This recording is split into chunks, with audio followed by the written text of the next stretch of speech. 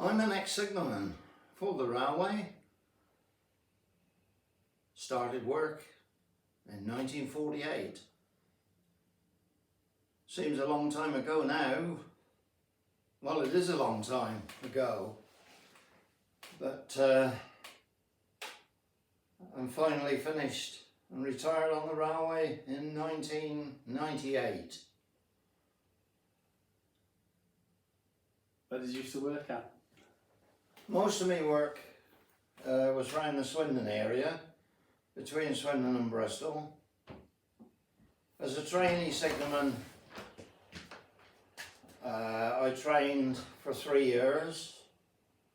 I suppose you'd call that your apprenticeship really, which I successfully did, and then departed for 2 years in the army for my national service.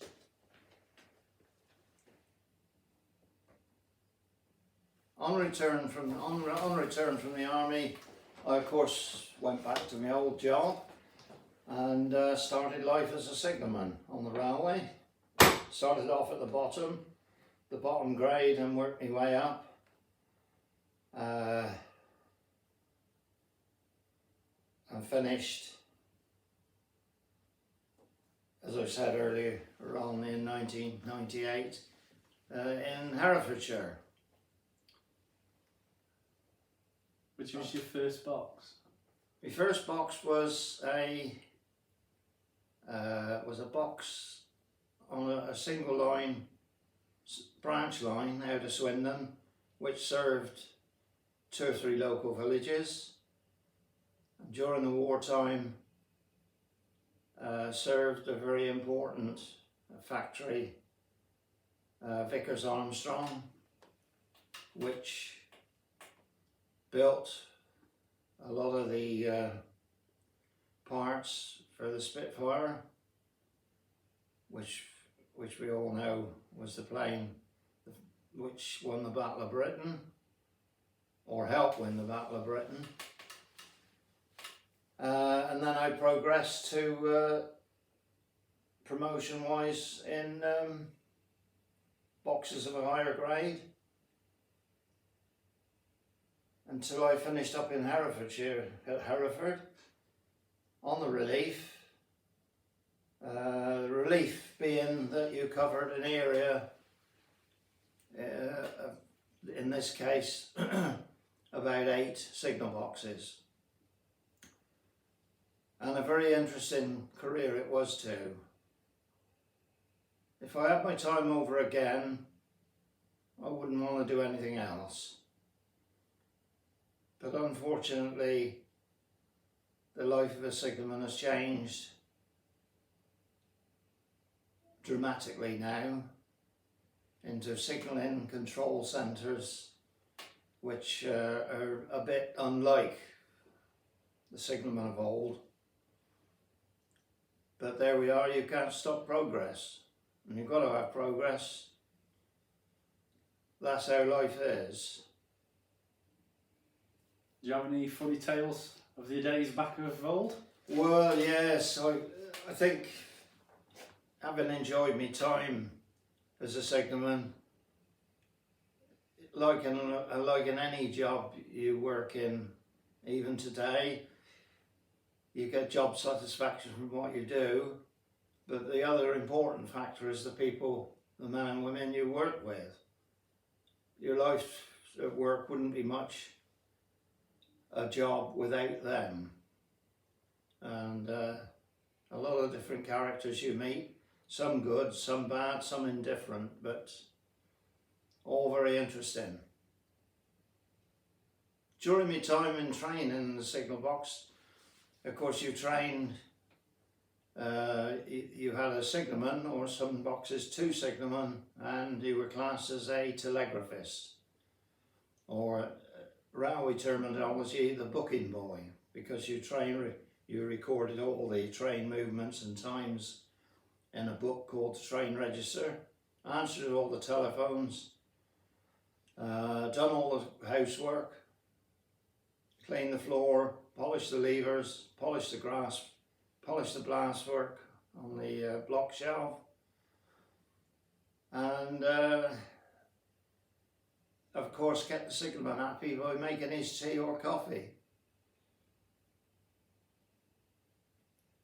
One funny incident, and there were many, but one relief signalman was a very nice chap, and he was a very keen footballer. He used to support Swindon Town Football Club, and it was one evening out of my lunchbox. I was sitting at the table, and this orange rolled onto the floor as Sid was walking by, and of course, in good tradition, he kicked this orange and it hit the electric clock, which had just been installed a couple of weeks previously.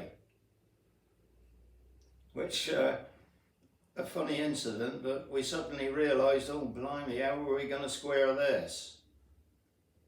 But Sid, in his amicable way, he knew a friendly chap in the Signal and Telegraph Works department.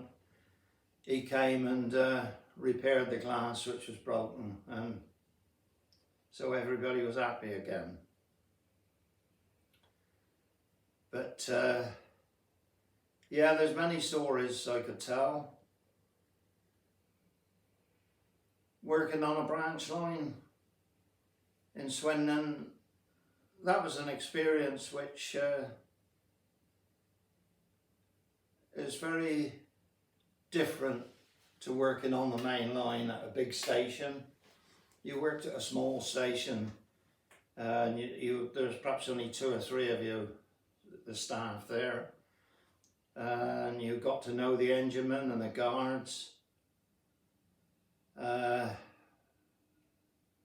many, I can tell you many tales of the branch line passenger train stopping at the bridge at the farm not far away to leave a newspaper every day in return for a few plums and apples.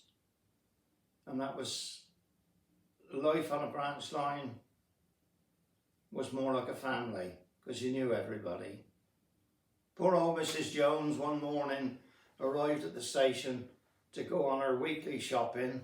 She always used to go every week, and she sat on the platform seat, and all of a sudden the train was approaching, and she got up, and I was standing there and said to her, "Are you all right, dear?" And she said, "I've left my blooming gas fire on." And I said, "Oh, never mind.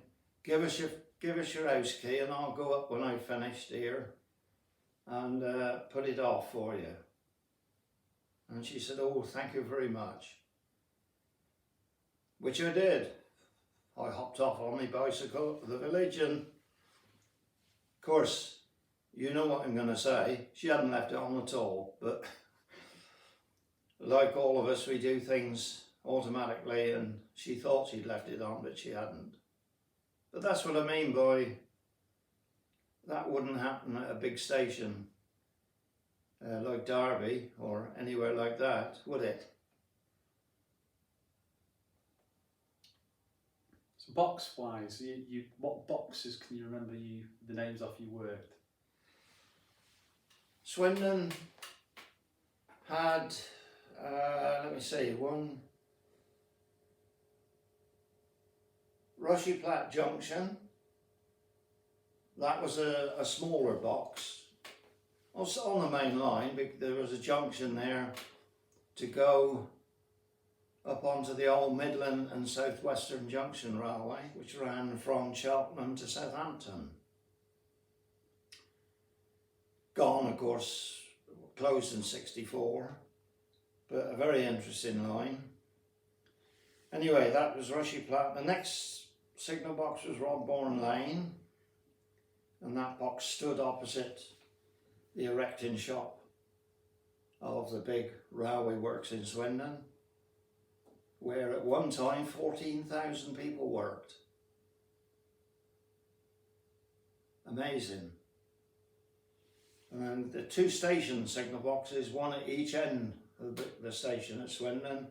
You had Swindon West and Swindon East, which was the London end, and then you progressed up a couple of miles to the 2 marshalling yards at Swindon Goods Yard, which was the box where I did my apprenticeship to become a signalman. And then the fringe box, Highworth Junction, which was a junction for the branch line to Highworth, and was the line which I got my first signalman's job on, which I said earlier on. That line also served the big motor car factory which grew up. Of course, the motor car came along in the 50s, and there was a big motor car factory built at Swindon.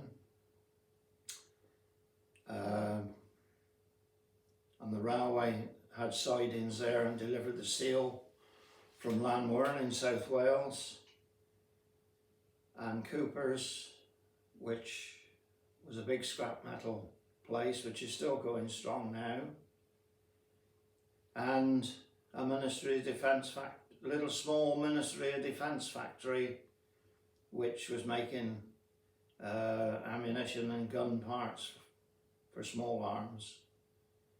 So it was a very interesting little line. But of course there's nothing like the main line. Having graduated to the main line, you had your express trains, the mighty Castles and Kings of the Great Western Railway, and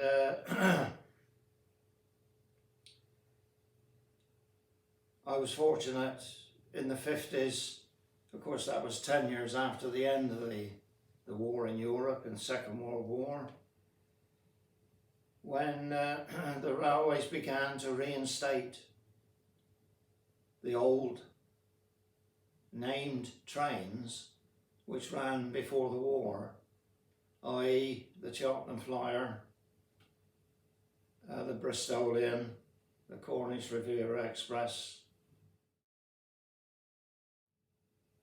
They were all trains which reappeared in the 50s and lasted up until the end of steam in 64, 65.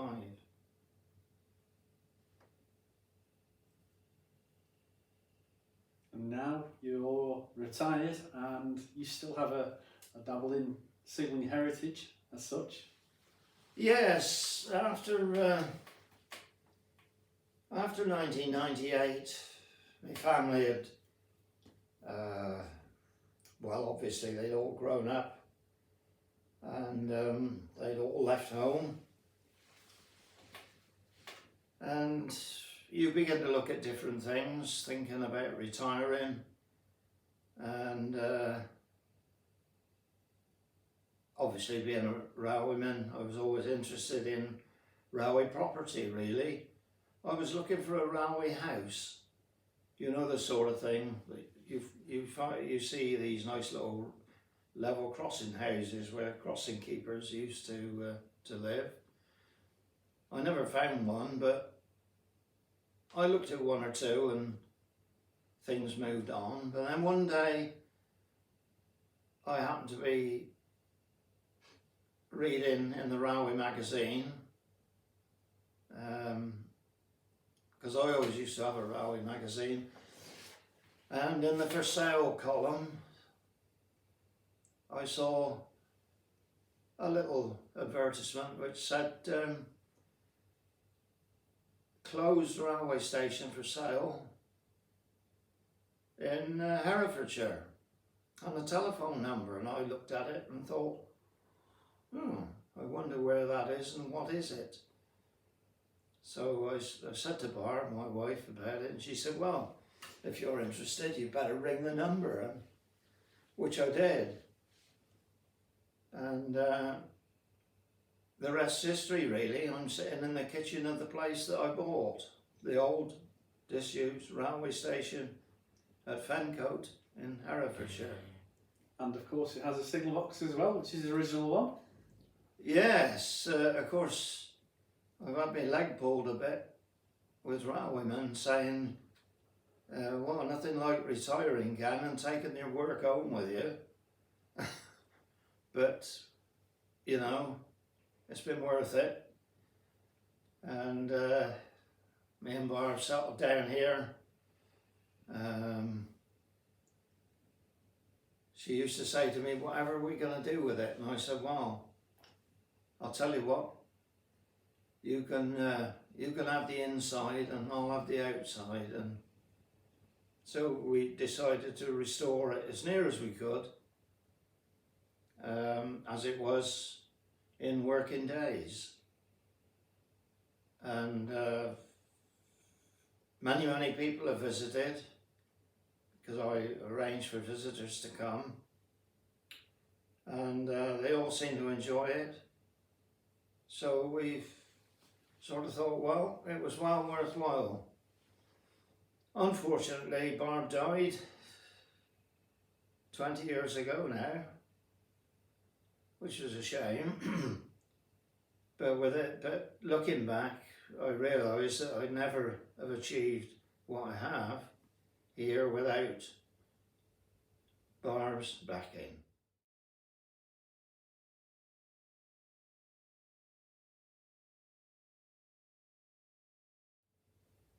And one other big